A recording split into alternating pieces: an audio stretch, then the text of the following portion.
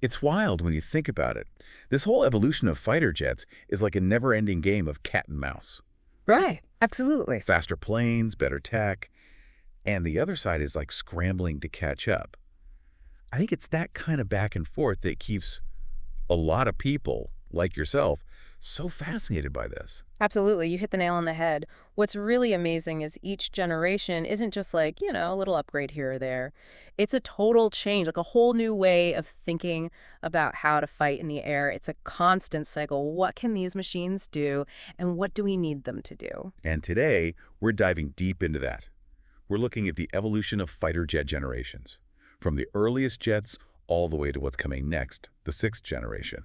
And we've got some great analysis to guide us through this. Oh, yeah. Some really good stuff here. I will say this source does point out there isn't always like a super clear definition of where one generation ends and the next begins, which is something to keep in mind as we go through all of this. Definitely. I mean, a lot of the time, the cutoffs feel kind of arbitrary, right? What one expert might consider a fifth gen, another might say, nah, that's still fourth gen. It depends on what technology or what features they think are most important. So what we want to do is give you the key takeaways, the big trends that connect all these eras, so you can get a handle on how fighter jet technology has evolved over time, and more importantly, why it evolved the way it did. Precisely. That's the real goal here. So we'll look at the tech breakthroughs, of course, Yeah. but also what drove those breakthroughs. Things like, major wars, the Cold War, and of course some of the brilliant discoveries in science that made these jets possible. And then we'll try to get a glimpse of what the future might hold. All right. Sounds good. All right, let's rewind all the way back to the very start of the jet age. Way back. The very beginning. It's actually a bit of a murky picture to start with. The source highlights a few short engagements between the German Me-262, the first jet fighter in the world to see combat, I believe, Oh, wow. and some Allied aircraft towards the end of World War II. I mean, these encounters were pretty brief. Not a whole lot came of them in the end, but they definitely showed the world that a new era of aerial warfare had begun. So were the Allies even aware that the Germans were working on a jet fighter at that time? They were. They knew something was in the works, but I don't think anyone expected something quite as advanced as the Me-262. I mean, when it actually appeared in the skies, it was a shock. I bet. Now, Britain wasn't too far behind, right? They had the Gloucester Meteor. That's right. The Meteor was the second jet fighter to enter service just after the Me-262, and in some ways it was even better than the 262. But it came online a bit later, and it didn't actually see any combat before the war in Europe ended. Same story with another British jet, the de Havilland Vampire. Okay, so let's talk about these first-generation jets. What set them apart from, the older propeller-driven planes? What was so groundbreaking about them? Well, the big difference was obviously the jet engine. That was a huge step forward. But when it came to how they performed, these early jets were subsonic, meaning they couldn't break the sound barrier. And their main weapons were still guns, same as the propeller planes. So no air-to-air missiles yet? Not yet. That came a bit later. And it was actually Britain, for a short time, who led the way in this whole new jet technology, didn't they? They did. For a brief period after the war, Britain was the global leader when it came to putting jet fighters into service. But their lead didn't last very long.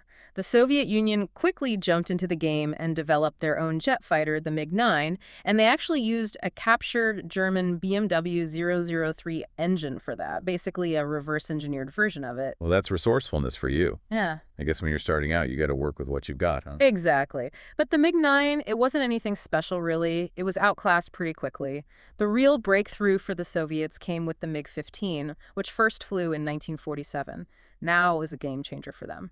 What about the U.S.? Were they also in the mix at this point? Oh, yeah, they were. The U.S. had a few early projects, the Bell P-59, for example, which flew in 1942, but they were kind of slow off the mark compared to the Germans and the British. They had the North American FJ-1 Fury II, which again was a subsonic jet with straight wings, nothing too radical. But both the U.S. and the Soviets got a huge leg up from all the research they got from Germany after the war, right? Oh, All those captured scientists and engineers. totally. It was like hitting the jackpot for them. The information they gleaned from German aeronautical research played a massive role in their early jet designs. You can actually see that influence in the MiG-15. The Americans had their F-86 Sabre, which was a very similar aircraft in some ways, but the MiG-15, with that mid-fuselage wing, that was directly influenced by German aerodynamic studies. Fascinating. Okay, so that brings us to the next big step. The second generation of fighter jets. What characterized that era? What were the big changes? Well, the second generation is usually defined by two main things: supersonic speeds and the introduction of air-to-air missiles, or AMs for short. Finally, jets were flying faster than the speed of sound. And wasn't the Korean War a huge factor in accelerating the development of these second-generation jets? Oh, massively. You really saw the need for this new kind of fighter jet during the Korean War. It was like a testing ground for this technology. It really showed what was needed for air combat in this new jet age. So what kind of lessons did they learn? I mean, what was it like fighting in these early jets? Well, one of the biggest things they learned was that experience mattered, big time. The Soviets, at first, they sent in their top MiG-15 pilots, guys who'd been racking up kills in World War II. These were their aces, and they were tough to beat. But later on, they started sending in less experienced pilots, and that made a big difference. The American pilots were able to use their skills and tactics much more effectively. Okay, so who were some of the big players in this second generation? What were the standout jets? Well, from the UK, you had the English Electric Lightning, an incredible machine. It could hit Mach 2, twice the speed of sound, which was a huge deal back then.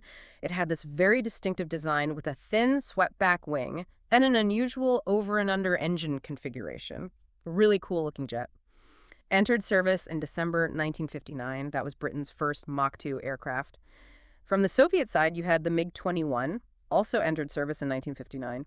Initially armed with a copy of the American Sidewinder missile, the MiG-21 went on to become one of the most widely used fighter jets of all time, still in service in some countries today, which is pretty remarkable. It really is. And then you had other notable jets from this era, like the French Dassault Super Mystère, Étendard IV, and the Mirage III and V. The Italians had the Fiat G91, and the Swedes had the Saab 35 Draken, which had a very cool delta wing design. It first flew in 1955 and entered service in 1960. So this second generation was really a time of rapid progress. Lots of new designs and new technologies emerging. Exactly. It wasn't just about, adding new gadgets to old planes anymore.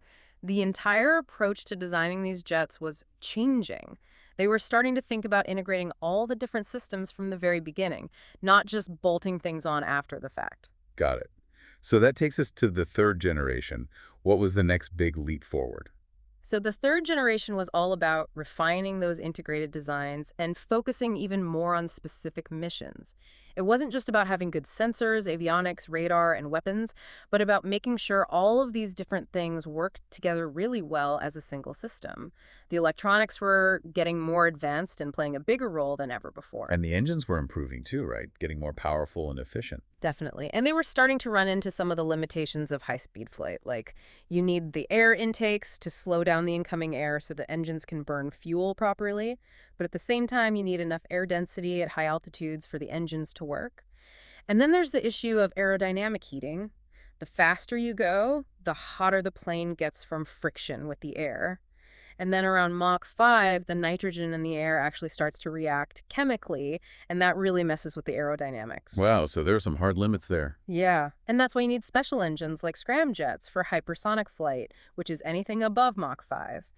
But that's a whole other topic. We're not quite there yet with fighter jets. Okay, so what were some of the highlights of this third generation? Well, it's interesting that the English Electric Lightning, that second generation jet we talked about, actually stayed in service for almost 30 years, so it spanned both generations. Wow, talk about longevity. Yeah.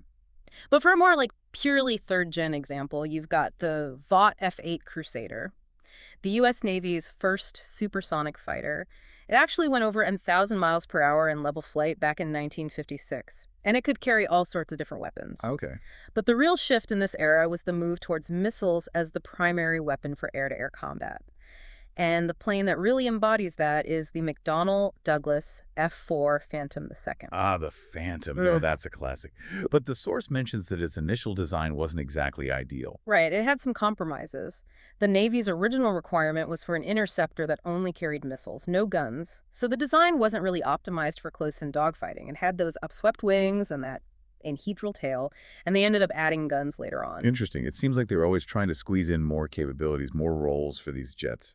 Definitely. And that actually led to a problem. Navy fighters were getting heavier and heavier, like the Grumman F-2H Banshee, the Douglas F-3D Sky Knight, the McDonnell F-3H Demon.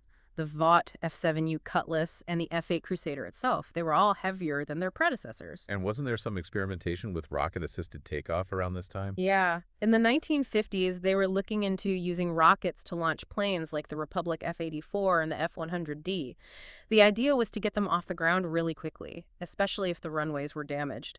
They called it zero-length launch, or ZLL. Okay.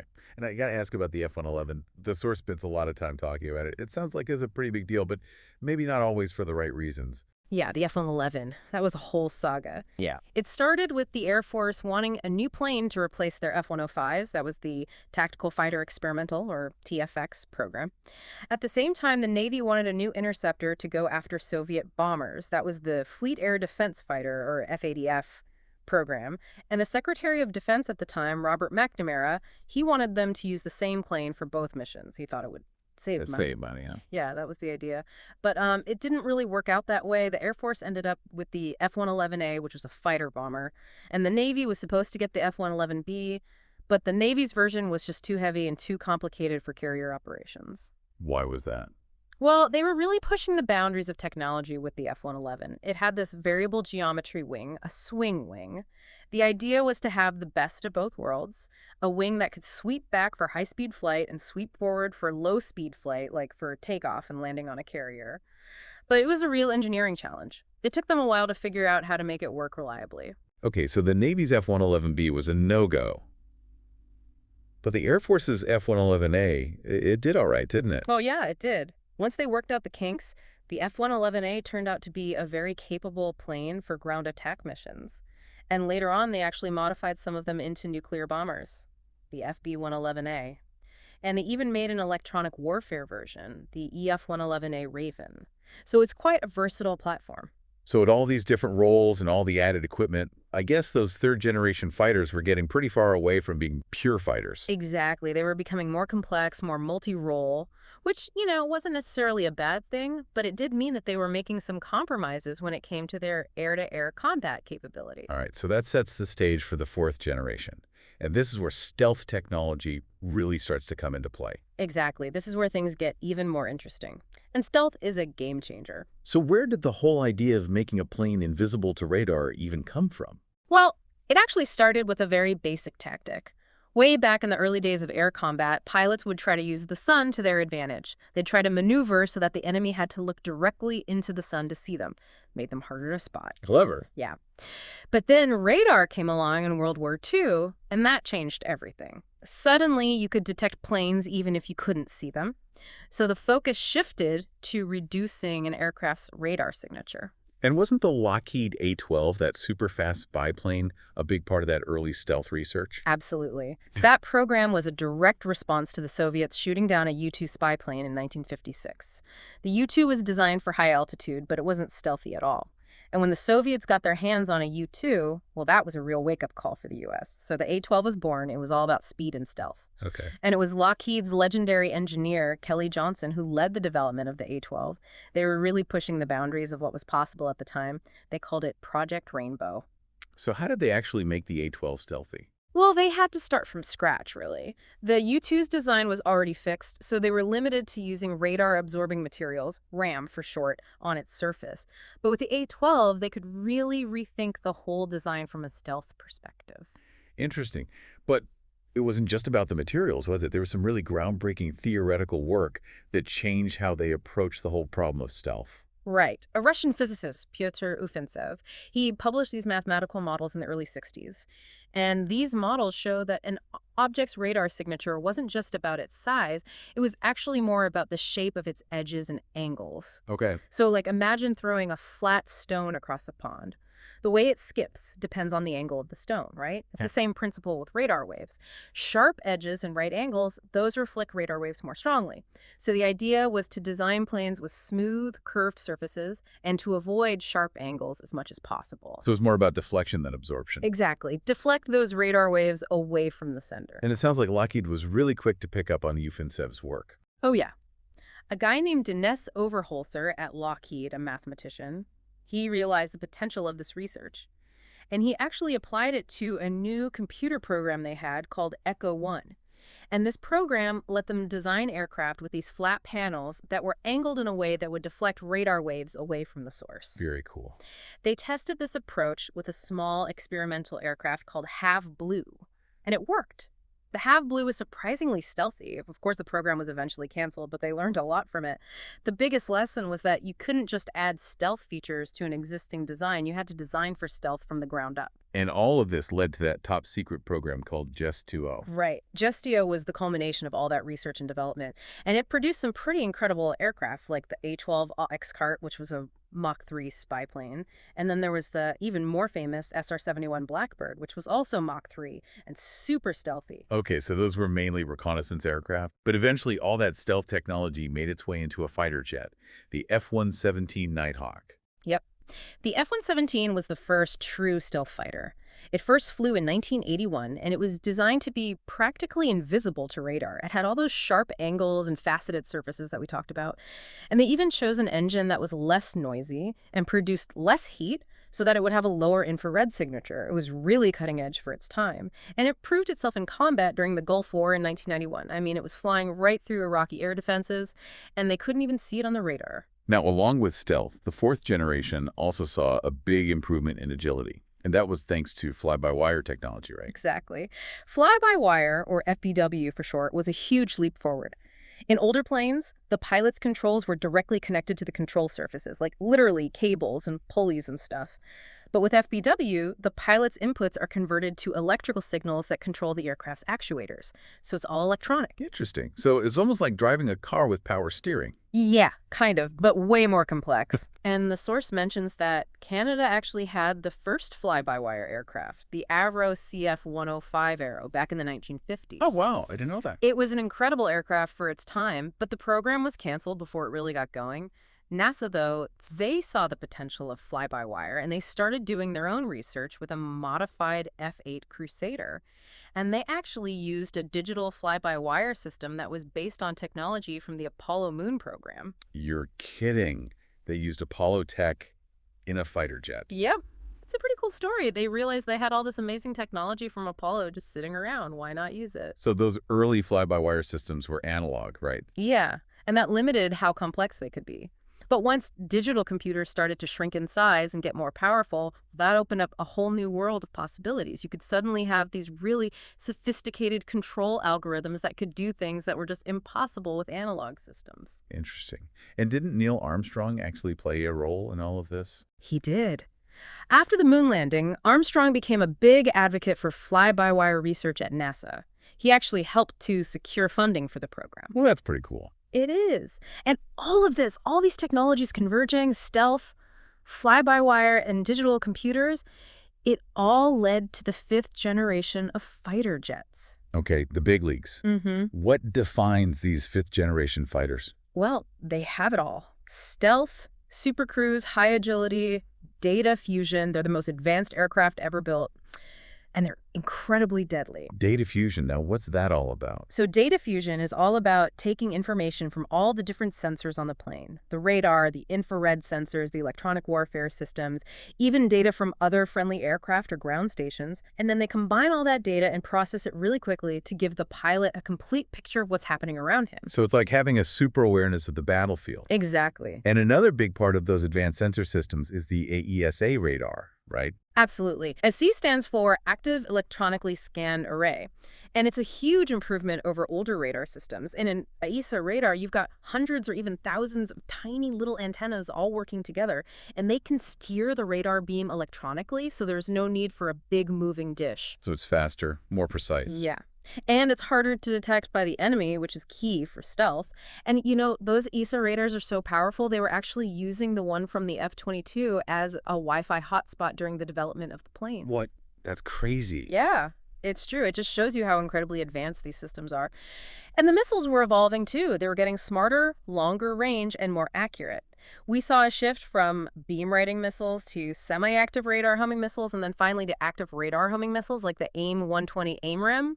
And heat-seeking missiles like the Sidewinder, those got better too. Okay, so who led the way in this fifth generation? Who were the first ones to get these advanced jets into service? Well, the U.S. was definitely the leader. They had the F-22 Raptor, which is considered the first true fifth-gen fighter. It first flew in 1997 and entered service in 2005. And it was designed for one thing, air dominance. It was all about ruling the skies. And it was packed with technology, stealth, supercruise, thrust vectoring, advanced sensors, the whole 9 yards. Yeah, the Raptor's a beast. It is. The source mentions that the F-22 is actually the result of a long and complicated development process. It started back in the early 70s with the Advanced Tactical Fighter Program, the ATF. And there were all these different design proposals and competing technologies. It was a real challenge to integrate all of that into a single aircraft. But they did it. And the result was the most advanced fighter jet the world had ever seen. However, the program got really expensive, and the end of the Cold War kind of changed the threat landscape, so they ended up cutting the production run way short. So only a limited number of Raptors were ever built. Yeah, which is kind of a shame, because it's an amazing aircraft. But the U.S. wasn't done. They had another fifth-gen fighter in the works, the F-35 Lightning II.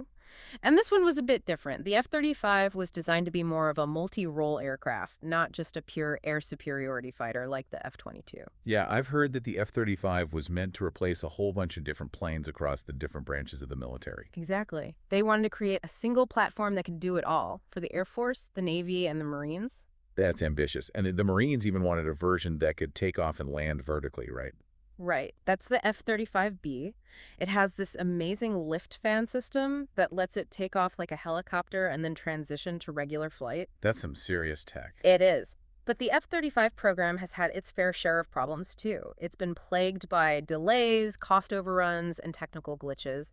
And some people have argued that it's not as capable as it was supposed to be.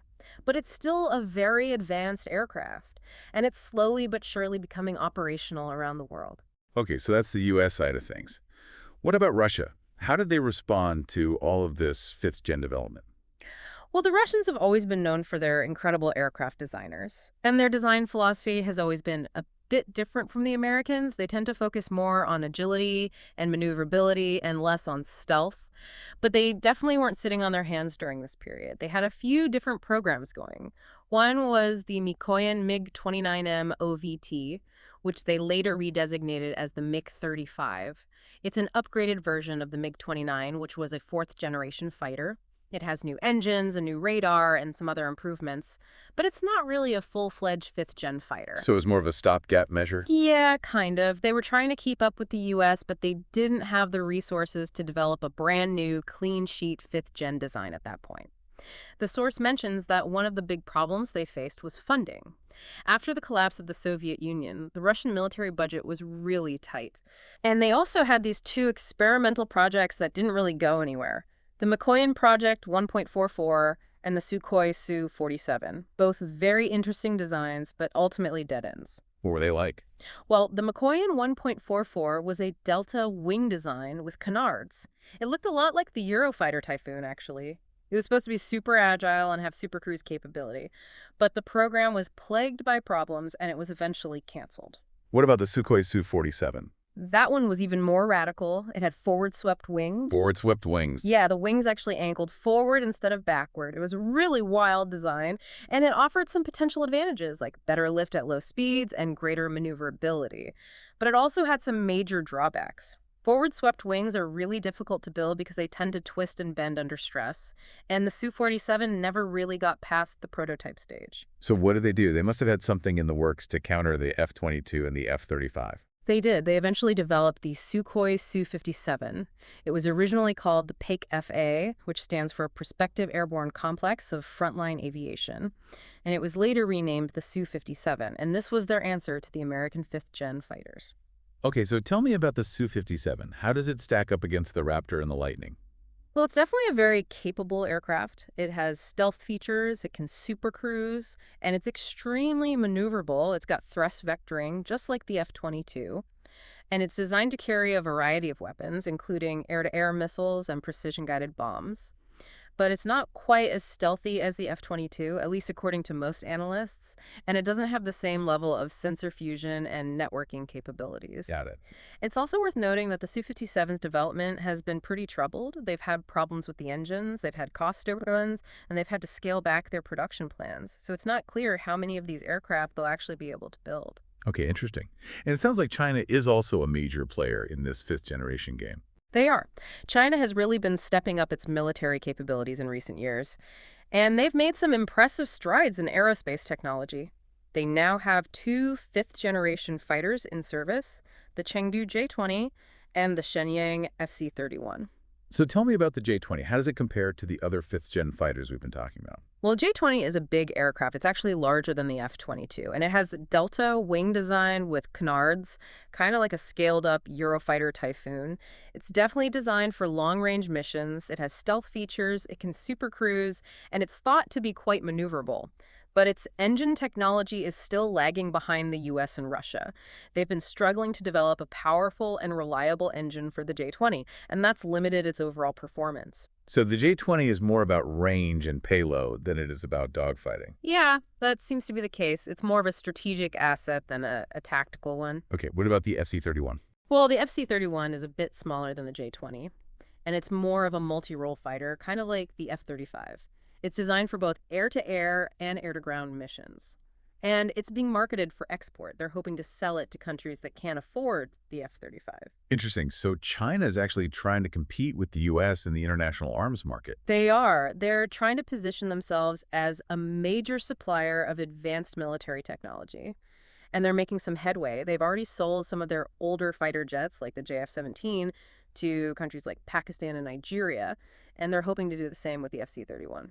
Okay, so we've got the U.S., Russia, and China all developing and deploying these incredibly advanced fifth-gen fighters.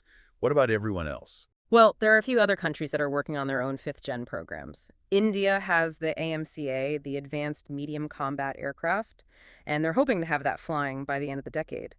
Japan is also doing some research on fifth-gen technologies. They've got the X-2 Shinshin, which is a technology demonstrator, and South Korea is working on the KFX, which is supposed to be a multi-role fighter similar to the F-35. So it's definitely a global trend. Everybody wants to have these cutting-edge aircraft. Yeah. They're seen as a symbol of national prestige and military power. And there's a lot of pressure to keep up with the Joneses, so to speak. Okay, so now that we've got all these stealthy, super maneuverable fifth-gen fighters out there, what's the next step? What's the counter? Well, the cat and mouse game never ends, right? As soon as one side develops a new technology, the other side starts trying to figure out how to defeat it, and stealth is no exception. So they're trying to figure out how to see these invisible planes. Exactly, and there are a few different approaches. One is to develop more advanced radar systems that can detect stealth aircraft, and they're making progress on that front. They're using lower frequency radars that are less affected by stealth shaping, and they're also developing bistatic and multi-static radar systems, which use multiple antennas to create the sort of radar net. Wow, a radar net. That sounds like something out of a sci-fi movie. Yeah, but it's real, and it's getting more sophisticated all the time. Okay, so that's the radar side of things. What else are they doing? Well, they're also working on passive detection methods, which don't rely on radar. For example, they're developing infrared search and track systems, or IRST for short, that can detect the heat signature of a stealth aircraft. And they're even exploring things like quantum radar, which uses the principles of quantum mechanics to detect objects that are otherwise invisible to conventional radar. Wow, quantum radar. That sounds pretty far out. Yeah, it's still in the early stages of development, but it has the potential to be a real game changer. So it sounds like there's no such thing as perfect stealth. Eventually, they'll figure out a way to detect even the most advanced aircraft. That's probably true. Stealth is more about delaying detection than preventing it altogether. It's about giving yourself an edge in combat. But it's not a magic bullet. And it sounds like the cost of all these advanced technologies is becoming a factor, too. It's getting so expensive to build and maintain these fifth-gen fighters that it's